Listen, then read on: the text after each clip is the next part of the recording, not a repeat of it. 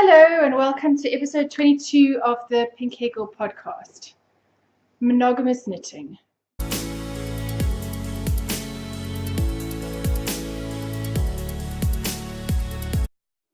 My name is Sally Jane, otherwise known as Pink Hair Girl.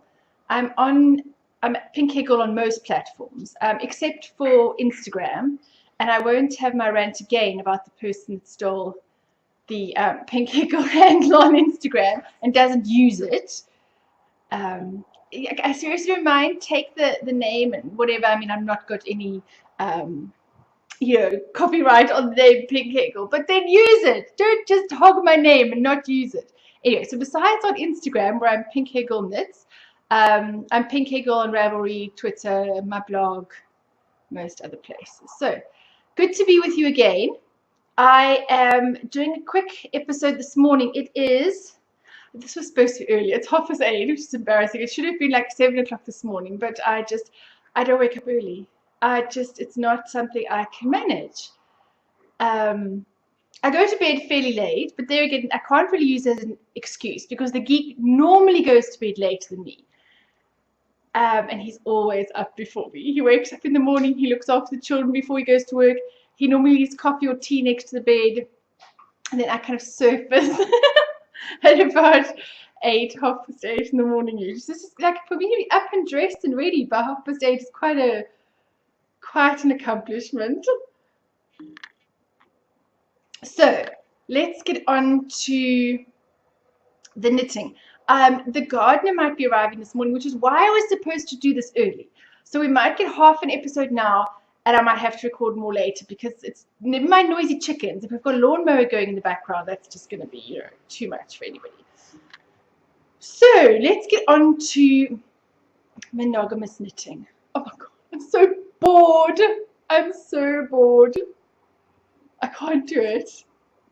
It's killing me. This knit one thing is absolutely killing me. And I think I might have created a monster in my daughter. We were doing this massive tidy up we're doing and cleaning out and blah, blah, blah. And so Rachel's bedroom has been a challenge, to say the least. She reminds me so much of myself when I was younger. Also, hanging on to everything, every little thing. We're quite sentimental people, so things that people give us, or we both like giving gifts, and we hold a great value on the gifts that we're given and find it very hard to let go of stuff. And memories and little letters. I mean, I have letters. I threw away most of the stuff I had. At one point, I had every letter, card, or anything that anybody had ever written to me. And at one point, I did actually let most of that go.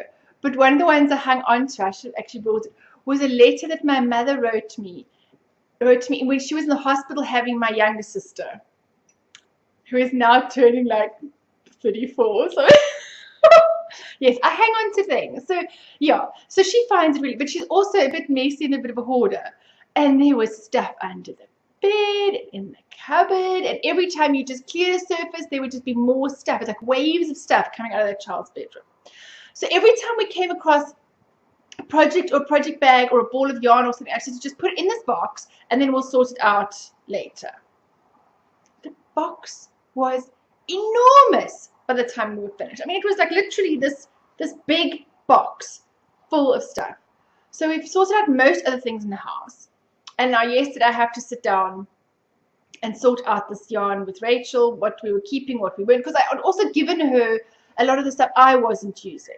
Some of it was like 100% acrylic that she's crocheting a blanket with and just playing around with, and other sort of mixed blend stuff and various things that I was using or not using, or I kind of gave her a box of stuff. Yeah, but the projects, and she doesn't finish. She's not a complete finisher at all.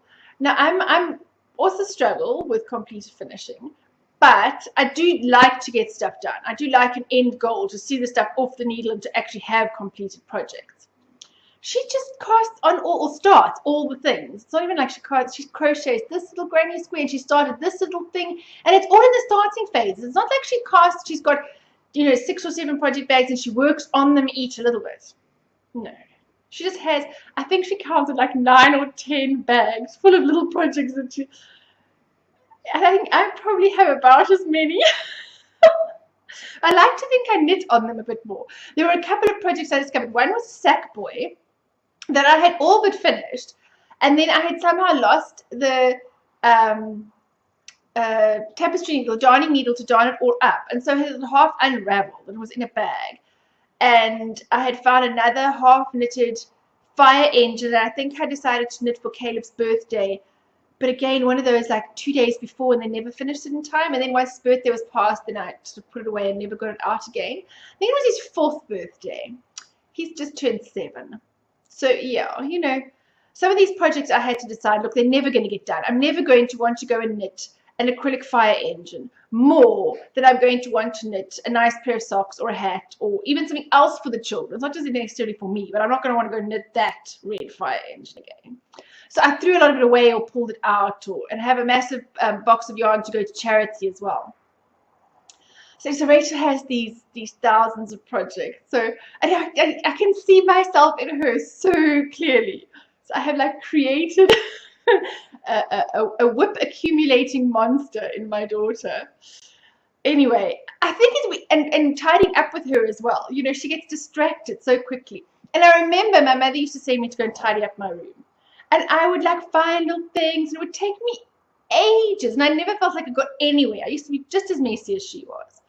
Whereas now as an adult, I'm kind of getting better. You know, I know if I've got to get through a task, just to focus. But still, you know, during tidying up, I might find, ooh, look at this nice pen I found. Now, where is the pen? I even brought it here to show you. It's like this nice glittery pen. Oh, here we go. Look, see my pretty pen. I don't think I even got this in a swap. I think I got this from Crafty in Cape Town. So I got this. So I find this nice pen when I'm clearing up, and I'm thinking, oh, this is a nice pen. I should use this to write my podcast notes. Podcast notes. Maybe I should go over there and write something in my podcast notebook. So then I wander over there and find it in the desk, and then I start writing something in my notes. And then I think about something else, and I find something else on the desk, and it takes me 20 minutes to get back to the cleaning I was doing in the first place. I swear, to have like a brain that is just all over the place. When I have my computer on, the Geek and Andre always like despair and roll their eyes at me because I have 1,000 tabs or windows open along the top of my computer. So when I'm moaning at them that something won't work or whatever, then they say to me, well, you know, how much have you got going on this poor computer at the one time? But anyway, yeah, so I'm not good at focus necessarily. I mean, if I need to get something done, I will, and I've gotten better as an adult. So I need to help train my daughter, now young, how to not land up like her mother. But this week I have knitted only on clay socks, and I am so bored. I can't do this. This is really terrible. Let me show you. So with that, let's swiftly move into work in progress.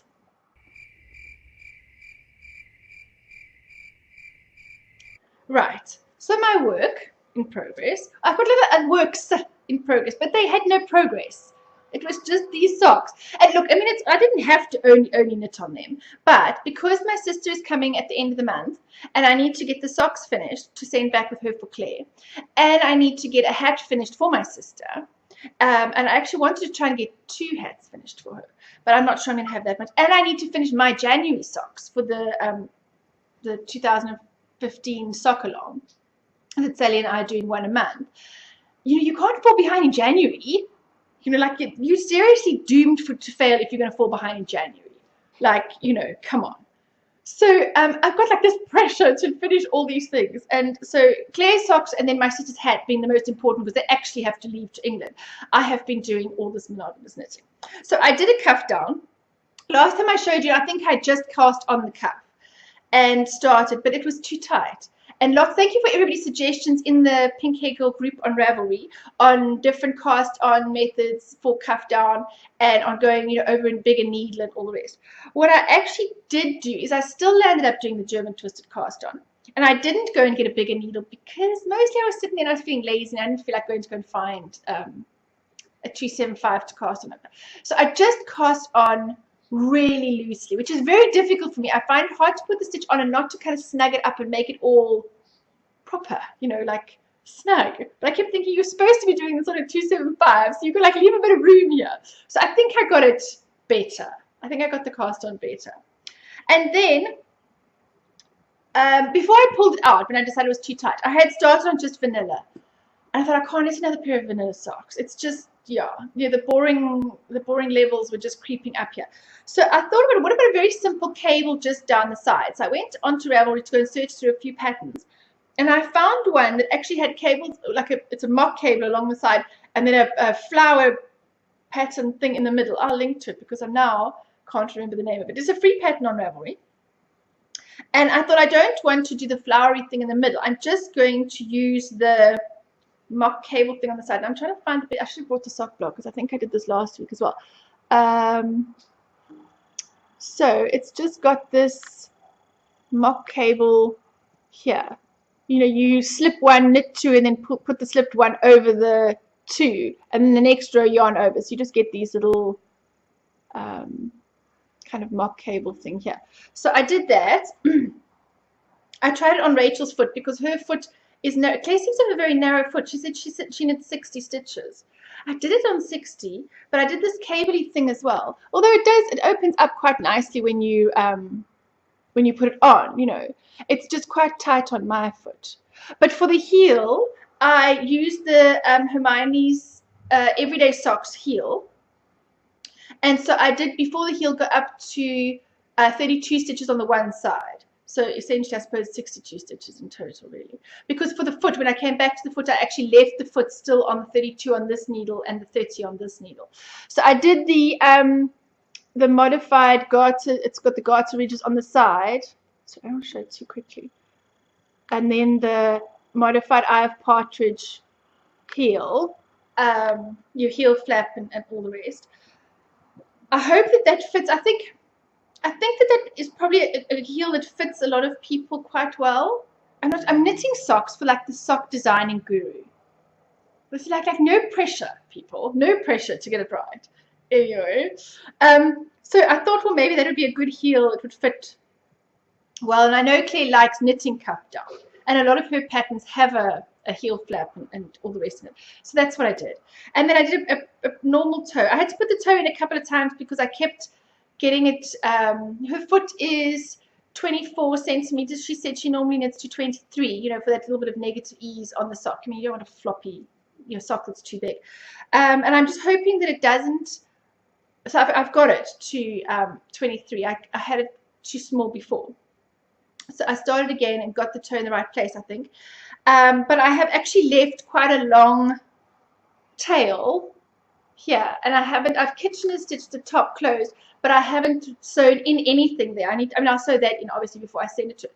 And then I was thinking, if it's either too short and she needs to make it longer, there's some yarn, or if it's too big and she needs to just take it down by a couple of rows, then she can take that out and just fix it. Nothing like having to fix your own present. But I've never made socks for somebody that wasn't there, that I couldn't try them on before. It's quite, and then for a sock designer.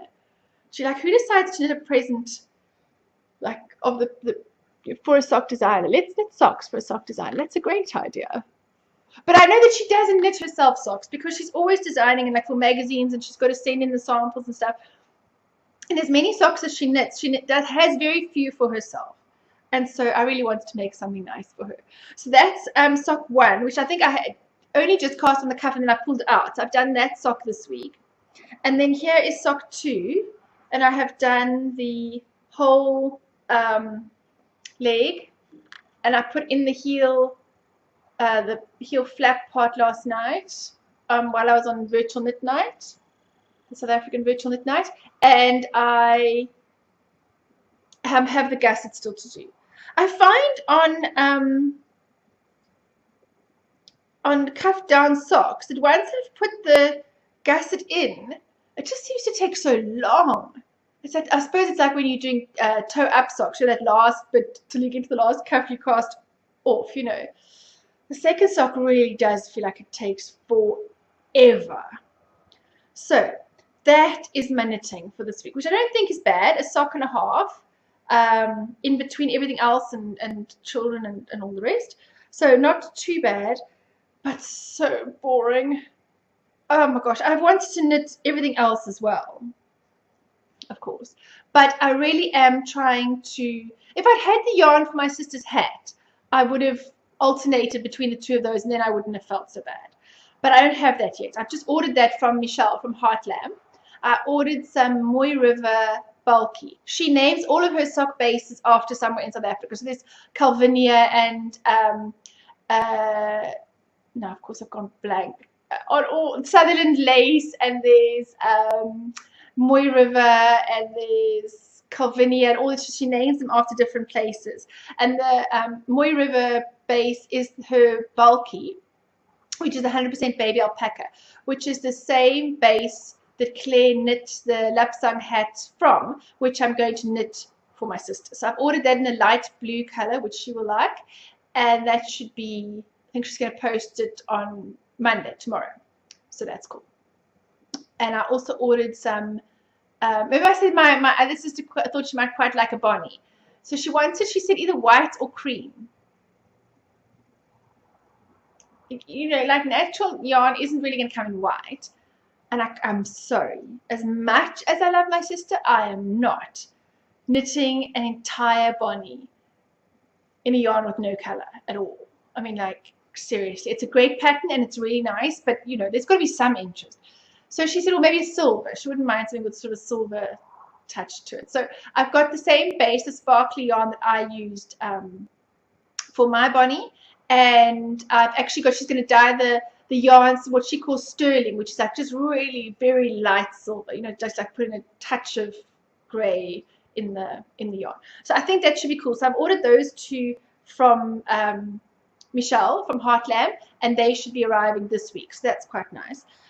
Yeah, I know I'm not supposed to be buying yarn, but it is kind of a one in, one out system, you know. So for when I'm finished knitting Claire's socks, I will have gained quite a lot of meters, and therefore I can replace that with my sister's hat yarn, which is only 100 meters in that skein. Because apparently what Sally said, Wool Diaries, that put the stash down challenge out, was it's kind of like a one in, one out system, but with the meters that you use. So if you hit 800 meters of lace, you can then go and add 800 meters of whatever you like, which sounds like a bonus. So once I did my sister's Bonnie, I can buy lots of yarn.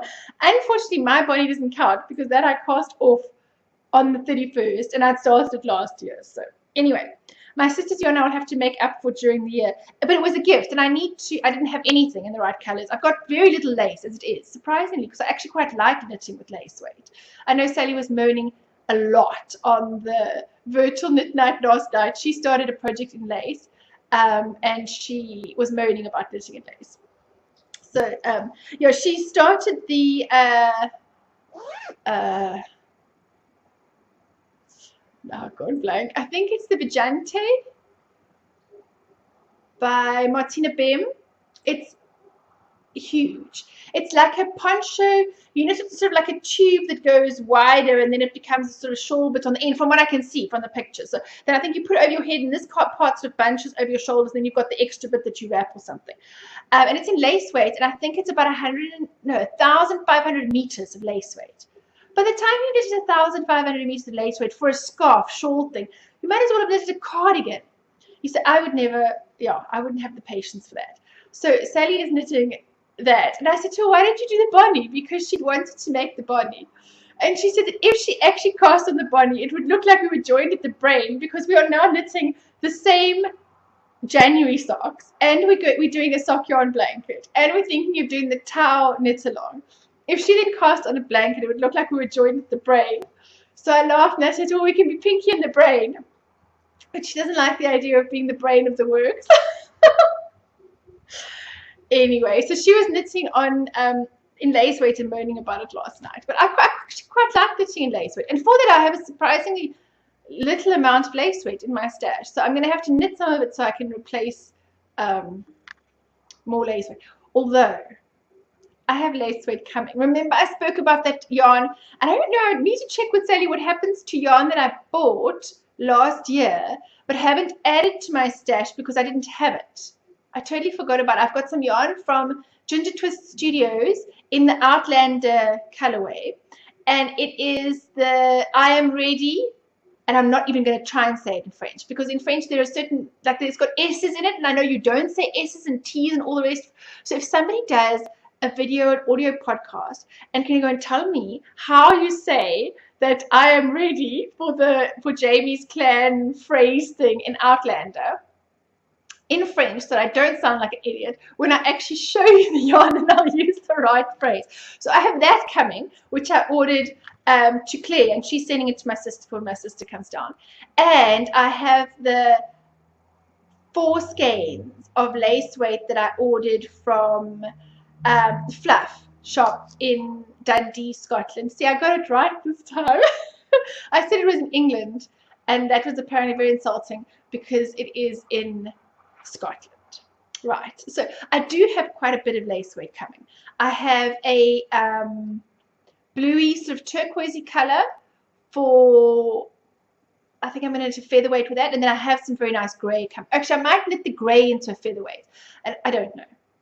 Anyway, so I do have some nice lace coming, which I'll have to show you whenever my sister's here and I finally get reunited with my stash that was bought ages ago but is still in England. So that is my only work that I've done any work on. I don't know how far I was. Actually, I might have knitted a bit further on these. Had I put the heel in last time when you saw these? I can't remember. Anyway, I've done the fish lips kiss heel on my January socks, if I haven't shown you those. For those that are new, Sally Wool Diaries and she has another South African podcast, so go and check her out. We are knitting, we're doing a challenge to knit a pair of socks every month to a theme, and each of us is responsible to get the yarn for the 1 month. So I do January, she does February, I do March, she does April, etc., etc., etc. So I was responsible for doing January, and I got this from Heartland, and it was the New Year's confetti colorway which she did. And I'm going to knit on these now because my other one I need to concentrate on the gusset, but these I can just knit. So something a little bit different than grey socks. And so this is my other work in progress that I haven't done that much on, but this is quite exciting. The hashtag that we've decided, we were both using different hashtags on Instagram, and I finally said, okay, we have to hashtag the same thing here. I think I was doing Soccer Long 2015. I think she was doing 2015 Soccer Long, and then we had all sorts of other hashtags. And so the one we're going to use, I mean, we'll use other hashtags in it as well, but the one that we're going to make sure we both use all the time is Sally and Sally Knit Socks. Yeah, okay, we're a bit odd. But anyway, so I have ordered the yarn for March, because I'm doing March, which the theme for March is St. Patrick's Day. St. Patrick's Day, yes, so the greens for St. Patrick's Day. I've ordered for March, and then Sally has April, and then I have May, but I ordered March and May from the same dyer, from M Electric Carnation, and so I'm going to get those posted together. And for May, the theme is autumn, and I've told her that I don't want to see it, and I am leaving it completely up to her, and she needs to put Sally and my yarn in brown bags or some kind of, opaque bag that we can't see, and then each of us, I won't have seen it, she's not going to put any pictures up, we're not going to know anything about it until we get it, and then each of us is going to open that yarn on the podcast before the 1st of May, whichever is our last podcast of March. No, April comes before May, Sally. Our last podcast in April, then we're going to open that both. We're going to open it on the podcast. So the other works in progress are the sock yarn blanket, but I'm no further on that, and I still haven't fixed the shape, so I'm not showing you that. And the rhino mittens, and I haven't knit any more on those. And as I say, I've just been knitting socks, and the same socks all week, and I am bored to tears. So as soon as this gift lock, the deadline, pressurized knitting, is over, I'm going to knit on all 6 of my projects that I'm allowed to have at one time. A little bit here and a little bit there and a little bit there. I mean, I'm just like Rachel. I'm never going to get anything finished. Well, I have to finish the January socks at least as well. So those are all my works in progress, and there are no finished objects for this week, so they will just skip that section entirely and move on to a little discussion on notions pouches. So in the grand clear out and stuff, I sorted out my wool cupboard and got all the bits and pieces and extras and notions and stuff that I had lying all around the house, because I'm not normally very tidy, and I'm trying to do this thing that everything has a place. And so I spread all the notions out on the table. Some of you will have seen it on Instagram. I like set out all my notions on the thingy, and I even gathered all the little stitch markers that I had together, and I grouped them and I put them on safety pins. So you'll see like all the stitch markers are on safety pins. I'm so chuffed with myself. And I gathered up all the scissors and all the tape measures and everything that I use for notions. Now, I normally don't have a notions pouch in my project bags. Mostly probably because I don't have very many notions pouches, and because I just kind of never got around to putting everything in there. So I'll be halfway through a pattern, it'll say stitch markers, and I'll have to get up and have to go and try and find some somewhere, or I'll need a tape measure, and then I'm scratching through stuff. And so I finally thought I'm going to set up proper notions pouches now. So I got out the two that I have. Oh, here's the one. I only have two. These Blommekind Melanie made for me in a swap. So I got out my notions pouches, and I first stuck a darning needle in the top, because I never, when I'm in a project, never ever have the darning needle. I put a tape measure in. I put a crochet hook for dropped stitches that you need to pick up. I put some, this is actually an addition later on when people said to me, I was asking on my group, like, what do people put in their notions pouches, and do you use them, and all the rest. And on Instagram as well, I was asking. And a lot of people said they put, lip ice. I think, what is it called in America? Chapstick, I think. Anyway, lip ice is a brand in South Africa, although I guess it's essentially lip balm. I don't know what the actual thing is, besides everybody using some sort of a product or trade name for it. I put my scissors in. So I've got a pair of scissors. I've got a tape measure, crochet needle, darning needle, and in the bag that I'm using at the moment, my stitch markers actually sit on the inside. This is, I didn't show you, this is my Anne's work basket bag, and she's on what's that, Instagram? She's on Etsy. She's got the little owl on her on the zip, and the really nice carrying handle. And the other nifty thing that she does is she has a little tag on the inside. Look, it's even in the South African flag colors. Isn't that cute? And then on that, I put a safety pin, and I added she had, I think, 2 or 3 stitch markers on there, and I added the rest of mine. You see that? Those are Sally Wool Diaries actually made me these stitch markers. So that's just my stitch markers are. But bags that don't have that on the inside, obviously I put the stitch markers into the notions pouch as well. And somebody else mentioned they put a pen and a notebook or a bit of paper and stuff in there as well. Probably a pencil is better, in case. I did watch a podcast, Knitting in the Mitten, where they said, the one lady said the pen leaked on her, in her bag that she had, and leaked on her knitting. So probably a pencil is the best idea in a knitting bag. So I have been setting up little notions pouches for myself, and it is very handy to have everything in the bag, like to be organized. Who knew? So now when I want to measure how long the socks are, or find a darning needle or whatever, it's all in the bag that I'm busy using. It's brilliant. But I've only got 2, and I've got a few more project bags than that. So I think I put one in this bag as well. No, I didn't. I need to sort that out. So now I've got this little box here, which has got everything in it, all the extras. I gathered up all the scissors and the tape measures. I've got a few of these kind of, retractable kind as well. And I gathered up the, needle gauge, needle size measuring doodahs, and the row counters and all sorts of things. And I'm now, actually never have darning needles, and suddenly, found a whole bunch of those as well. So everything's in there, and as I gather notions pouches, I can then fill them up and put them in each. The goal is to have a notions pouch for each bag, is the final goal. But at the moment, I've only got 2, so until I either make some more or buy some more or something, that's what I've got for the moment. What do you put in your notions pouches? Have you got any other, like, ingenious things you put in there. You know what else I enjoyed having? I actually got out a row counter, and I very seldom use a row counter. But I found when I was doing the eye of partridge heel, and yes, you can count the stitches up the side, just count the garter bumps in the end. I used it to count the number of repeats I'd done. So the one side number, I did the number of repeats I'd done, and the other one I did what row I was on. So if I put it down, I could easily just pick it up and look at the row counter and just see where I was. I don't use them often, but it was actually quite nice to have it in the notions pouch all there at one go. So yes, that's my notions pouches. I'm quite chuffed with that. I'm going to be making a whole bunch more and have them all ready for all my project bags. So that's quite cool.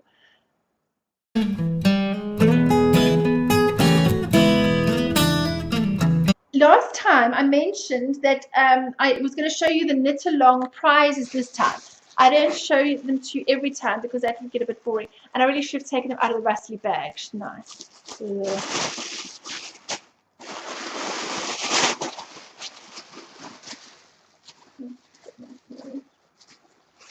Okay, right. Let me show you what the knit along prizes are. First of all, there is a bag from Anne's work basket, like my time bag. There is a very lovely green and floral bag with the armband thingy and the little owl on the zip. And they're beautifully made. They're really well made. The zips are nicely put in. They're always lined. Her bag's always lined. And there's her little Anne's work basket. And as I say, inside is the stitch markers on the safety pin. There we go. Right. So there's one of these up for grabs, and these are really lovely. So one of the project bags from Anne. Then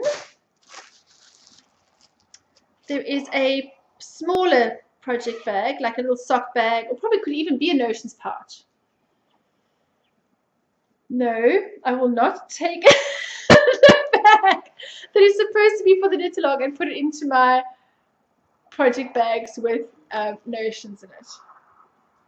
Damn, I should have thought of that before I put this in. It's actually, but it's a nice size too. You could probably put a pair of socks. I think you could probably fit a pair of sock yarn, and I'm going to try this out to see if it could be a. You can look at that. You can fit a ball of yarn and socks in. So it could actually be a small project bag as well if you just want a small one for your handbag. So this is the small project bag, and it's in orange. Damn, I should have thought of keeping this one with the African pots on it, and it's got also lined, nicely lined inside. So that's the other one. I'm entering my name into the giveaway. Anyway, so that's the part from Elaine Ellaby. She doesn't sell her things yet. I'm not sure why, but she doesn't. And she very kindly sent me some things for me and the children and for the giveaway. So that was very kind of her. So there's this little orange bag. And then there are 3 balls of African Expressions Love, which is the mohair in this sort of chocolate brown color. So that label's got a bit crunched in the bag. So that's quite nice. There are 3 of those. And then there is, I don't want to give these away. Come on, man. I'm just going to put my name in for what is this? The hardest part is giving this stuff away. This is Darling Lace by Heartlam. This is the lace base that I used to knit the jacaranda shawl in. And it is very similar, if not the same. I just don't remember mine being called Bend the Rules. This colorway is called Bend the Rules. But it is so similar to the one I used. Maybe it was. I wasn't saving my ball bands at that point. It's this gorgeous, I think that's coming out a bit more blue than it is. But it is this wonderful, this is like a lovely purple, rich purple color. It's really, really beautiful. So this is the Darling Lace. And it's 800 meters. It's plenty to do the jacaranda shawl with, or whatever else you want. You can even knit a bonnet with this. I knitted mine out of this. I didn't knit it out. This is the baby alpaca silk and cashmere. I knitted mine out of the one that has stellina in it. So yeah, that's not the same, but it's lovely. It's the exact base I did my jacaranda shawl. I was very, very soft. The baby alpaca, 70% baby alpaca and silk cashmere. Come on, people. This is luxury yarn. It is lovely. And the other one is the Calvinia sock, which is the 80% superwash merino and 20% nylon. Brilliant for socks. Perfect base for socks. Nice high twist. Good stitch definition in that.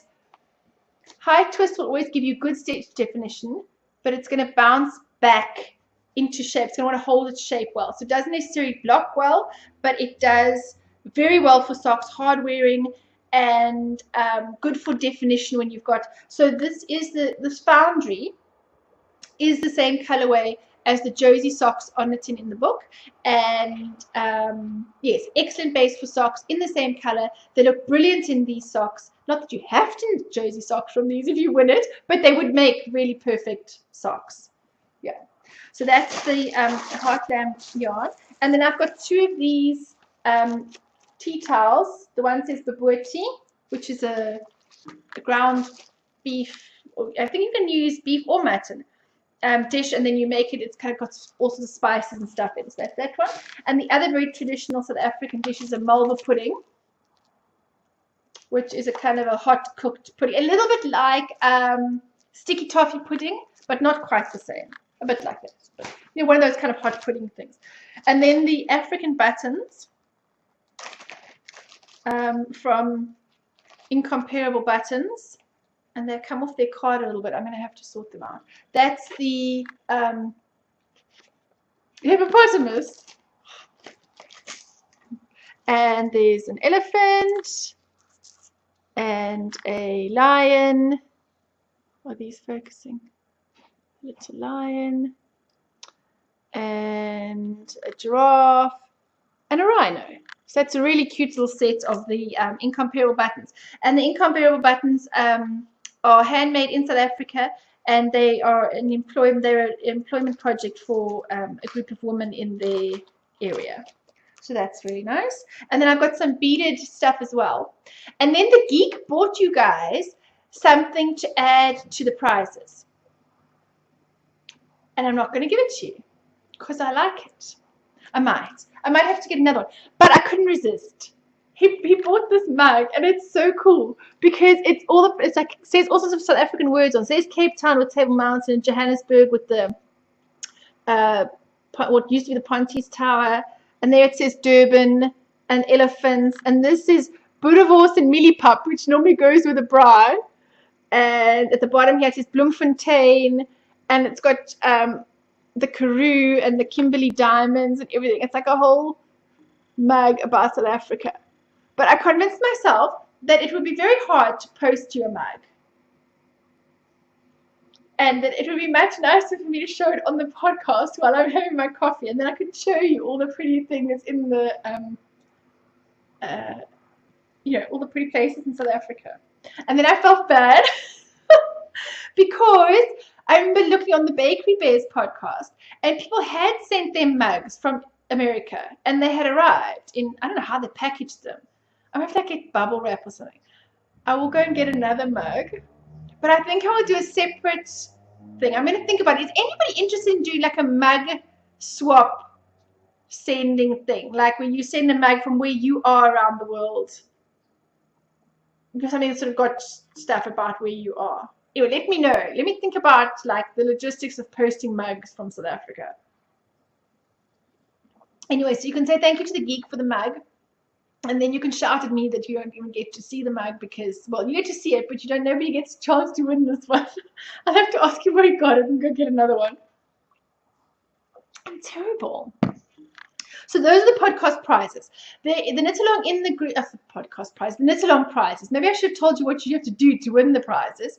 The knit along in the Pink Hair Girl group on Ravelry. You have to be a member of the group, and then you just have to knit anything between the 12th of April last year until the end of this month. Anything that you have knit in that period of time that you can somehow link to where you live. And it is dead easy to do that. Well, it can be a colorway. I mean, obviously the Mzansi South Africa on My Needles book is all about where I live, and I have used inspirations and colors and sort of themes and stuff in that. But it doesn't have to be that complicated. It can be that the colors of the yarn remind you of somewhere that you live. And people have been putting some beautiful photography in, pictures of where they live and the inspiration for the pieces that they're knitting. But you don't have to. It's easy as well. You can literally knit something and say, it is really cold where I live now and I need this hat. That's perfect. Or somebody did the purpley sort of coloured mittens and said it was the heather from Scotland where she lives. It's dead easy.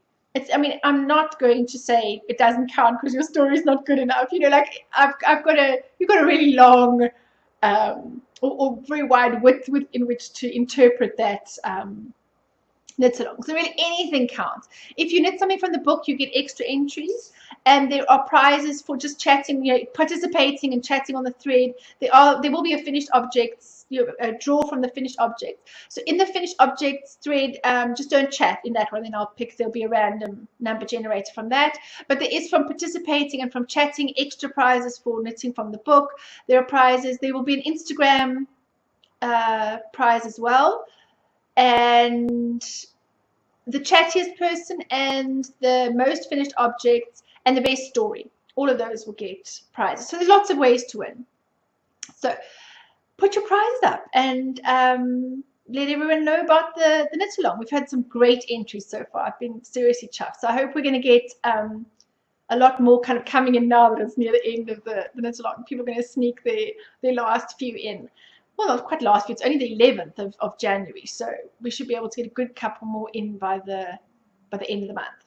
So that's the knit along. So come and show me, and like the stuff people are knitting, it's just amazing. It's beautiful. I'm loving the stories. I'm loving what people are doing. It's great. Come and check out the thread anyway. It's really great. And thanks for those who are chatting on the group. I'm really enjoying chatting to people, the chat about the notions pouches and all the rest. It's been really fun. Come and join the group. There's a good chat going on there. All the information about knit alongs and giveaways, all of that will be on the group. And there are some nice prizes and giveaways coming up soon. So yes, come and join that.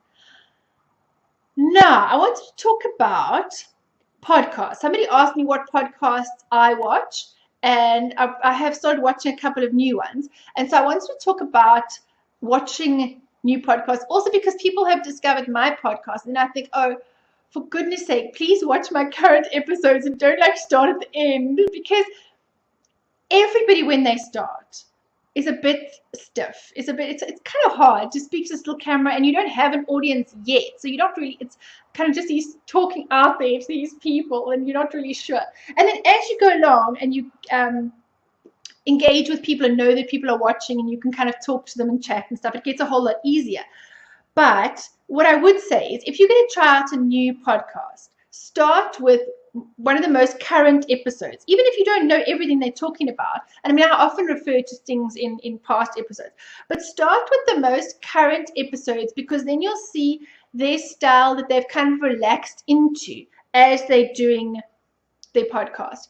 And then later on, go back and check out, then watch all the back episodes if you like, because some of the first ones, invariably with almost everybody. And if I go back to watching my first episodes, I just want to cringe.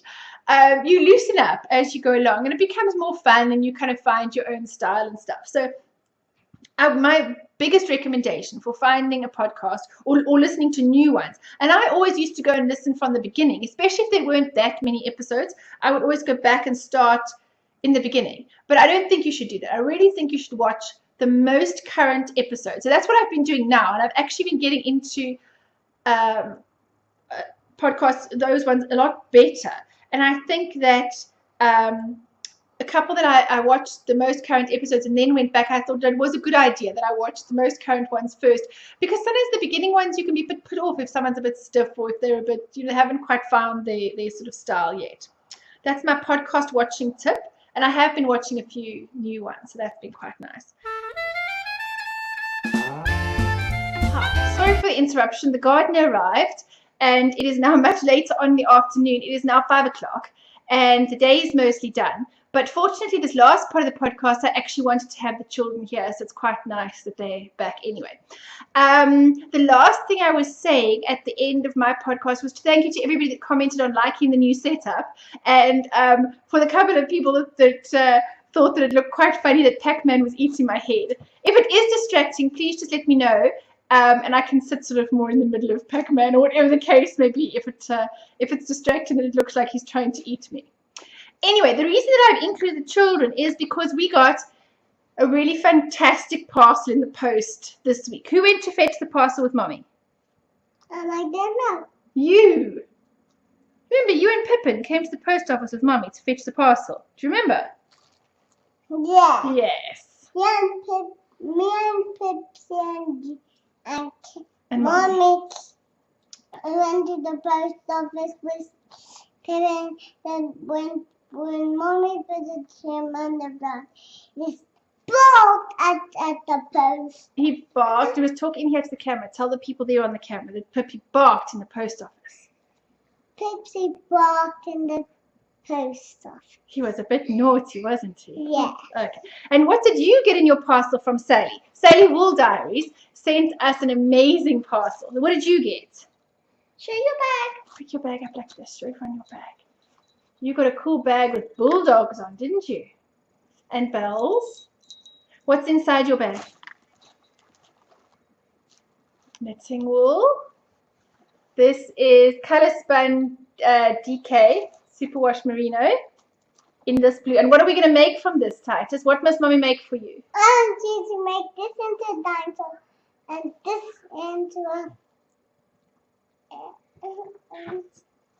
into a hat. A hat and a dinosaur, okay. And this one? This one too. Don't kick the box. Make this one too. Knitting wash bag. This is Eco Cotton. Don't kick the box. This is the Eco Cotton DK organic cotton from Nurturing Fibers, which is a new addition to the Nurturing Fibers range, actually, in the faded violet colorway. And the bags were made by Sally Wool Diaries. They're really cool. They've got batting in and everything, so they stay upright. You know, they actually stay up. When you're knitting, you can have it open, and all your stuff can, you know, you can work from the bag quite easily. And then he also got some orange and patchouli hand moisturizer for his bag, which might find its way into his mother's bag. Right. So these are the Titus's dinosaur and hat and washcloth in his bulldog bag, which he was very chuffed about, from Sally. Oh, and the yarn is from Aileen. Candy sent the yarn in all the bags for the children. So an enormous thank you to both Sally and Aileen for the wonderful, wonderful. That was Titus's. So that was Titus's bag. Say thank you, Titus. Thank you, Titus. No, man, Titus, say thank you to Sally. Say thank you, Sally. Thank you, Sally. And thank you, Aileen. And thank you, Aileen. Good boy. Don't kick the table, please. Sorry, they keep kicking the camera table. Right, so that was your bag. Right, now what did you get, Caleb? Let's show your bag, which has snowmen and trees and gingerbread biscuits and candy canes and everything else. Right, what did you get in your bag? Can you show me? You got some Colors of Grace, Clear Waters colorway, 50 grams of cotton. And he got 2 skeins of one of a kind in green. It's actually quite a bright green. It's showing up a bit sort of not quite, yeah, it's not quite showing up as light as it is. A lovely green color for Caleb, which is very kind because Caleb's very fond of green. And little green stitch markers. I don't know if you can see them. They're the little circle ones that Sally always makes. And then the little detail he got was a little Hi. Hi. a little Christmas hat. So his ones are in green. I want to talk. Okay. And he got some. Hi. You got to look at the camera and not kick the tape. He got some patchouli and orange hand lotion as well. Right, put that in your bag. Right. Rachel, what did you get? I love having playing. What do you love doing? You love playing? And having fun with Caleb. You love playing and having fun with Caleb? Oh, good. Kaylee, can you say thank you to Aileen and to Sally for your bag? Thank you, Aileen. Yeah, look, you must look here on the camera. Thank you, Aileen and Sally, for my bag. And okay. I'm trying to cut trees with my hands. You want to cut trees with your hands. Do you and Caleb want to go play in Caleb's bedroom? And, Do you guys want to go play? Do you want to go play with Caleb in your bedroom? yeah. And get knitting bags. You like getting knitting bags? Okay, go play with Caleb in your bedroom. Off you go. Fiddling. And fiddling. You're a chief fiddler. Right. Mr. Fiddler. Bye. Bye. Go play with your brother. Okay, what did you get in your bag, girl? I got this bag. Oh. That's what they told the camera. He listened to me. Yes, the camera did listen to you. This is Rachel's bag. This is the, we think it's like Jingle Bells inspired. Like the Jingle Bells or the One Horse Open Sleigh sort of thing. Ice skating. Which is very cute. And then she got some opal in the Hundertwasser colorway. Or one of the Hundertwasser. I think there's more than one. There's the painting that it's inspired by. Oops, you got that around. It's actually much brighter yellow than it's coming up on the screen. It's really quite a yellow color. And it's the same color that she had her socks. That when I brought the stuff back from Pretoria, that Sally sent socks for her in. The socks actually don't fit her. She's got a very high arch like me. So to try and get over her heel and arch, you know, from the cuff, it doesn't work very well. So It doesn't go over. no, it doesn't go over foot. So we've decided to turn those into arm warmers. And I have to thank the Yonder Woman for the idea of making arm warmers from socks, actually. So she's actually really delighted to have the same color to knit socks for herself that we can get over her heel. So that's very nice. And then she got the little stitch markers in red. She got a little bag of red stitch markers and a little dancing snowman. And she got some honey hand cream and lip balm from the Body Shop. Where's focusing? Right. And what else did she get? Nothing. Was that your bag? That's your bag. Yeah. And then my one. Sorry. My one is in the little snowman and reindeer bag. A North Pole, Rachel says. The North Pole bag. But there's penguins. Yeah. And I have got something called Cadenza DK wool in the dark royal colorway. Oh dear, this sounds like fighting down the passage. 50 grams, that's 100 grams. And that color is coming up pretty well. Oh dear, what's wrong?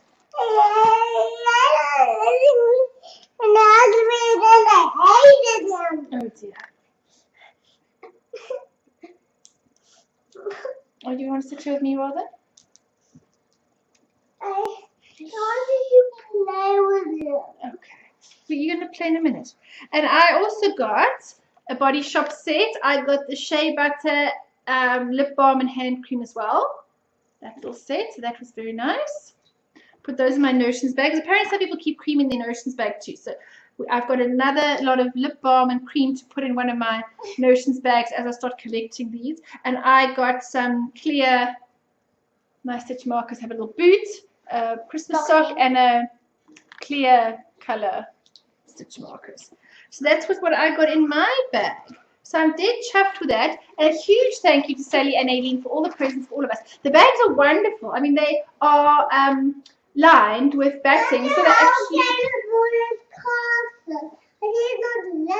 Oh dear, I'm nearly finished, my sweetheart. I'm nearly finished, okay?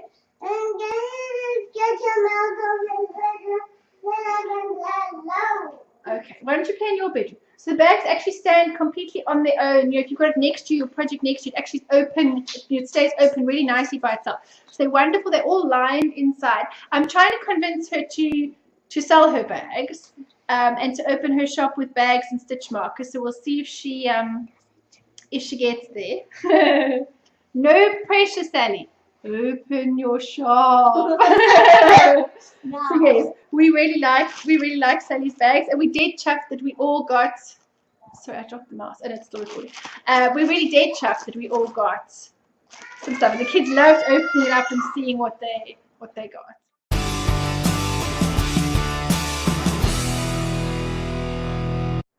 Hello and welcome back. this podcast has been an entire family affair. And if you survived the children's segment, thank you very much for sticking through that. Sorry, it was a bit chaotic. Titus was a little bit tired, but they really did want to show you the bag. So if you managed to sit through that, then thank you very much. To those of you that haven't met the Geek yet, he made an appearance in some of the earlier podcasts. Yes. This is my husband, Emma. Hey. And we're affectionately known as Pinky and the Geek. So welcome to Pinky and the Geek segment. We had a question from, well, I had a question from KnittingAnnie on the podcast to say, could we tell them how the popular tea in South Africa, sometimes known overseas as red bush, is actually pronounced. So over to the resident Afrikaans speaker. Rooibos. The bit of a rolling R. That's about it. Yeah, you see, I would probably say rooibos, which is a probably more of an English. That's very much English. More of an English pronunciation, but somewhere between those two. I mean, certainly if you said rooibos, people would totally understand what you were talking about. Yeah. So say it nice and slowly for everyone again. Rooibos. Okay. So the rooi in the word means red, and bos Bush. is bush. Yeah. Hence why it's translated red bush in many overseas places. Is it actually shown as red bush and Yeah, like Sainsbury's and places like that, you buy it in English. The packet. as red bush? Red bush, yeah, red bush tea. Odd. I've gone with left of his name, isn't it? You have to remember people can't say that overseas. It's too bad. Still. Anyway, so being a bit geeky, we looked up the origin and history of rooibos. And it seems to be when the Dutch settlers came here, in between waiting long periods for black tea, they discovered this local tea coming from the Cederberg Mountains, the Cederberge, where the local people were brewing it and using it as a tea. So as an alternative, while waiting for black tea, they started drinking rooibos, and it just gained popularity from there. Yeah, because of course, black tea was Ceylon tea and black tea from the India and all of those places was a commodity. It was an expensive trading commodity. And so the ships coming into when there was a very new colony in South Africa of the Dutch settlers, the ships coming past weren't very frequent. And so they would often run out of tea in the time waiting for the ships. Only a small amount would be allocated to the Cape colonies, Yeah. and the majority would go to Europe, where they would fetch a better price. Yeah.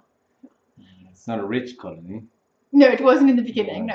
So that was where it started. They noticed that the local settlers of people living in South Africa, the Khoisan probably, were using this tea, which is brewed from the leaves of the plant. And actually, if you look in the tea bag, it looks a bit like little fine sticks cut up inside the bag. Well, it's a brush-like bush, and it's only gained popularity, it seems, after some Russian Jewish settler in the early 1900s developed a way to mimic the Chinese way of making tea, which is they use bamboo caskets. They use barrels covered in hessian with waterlogged hessian to kind of slow the curing process. Okay. But the tea is only grown in the Cederberg region. I think it's a bit more I think spread they've now. spread it a bit more now, but there is a botanical region in the Cape region where we stay here, which there are biomes all over the world of different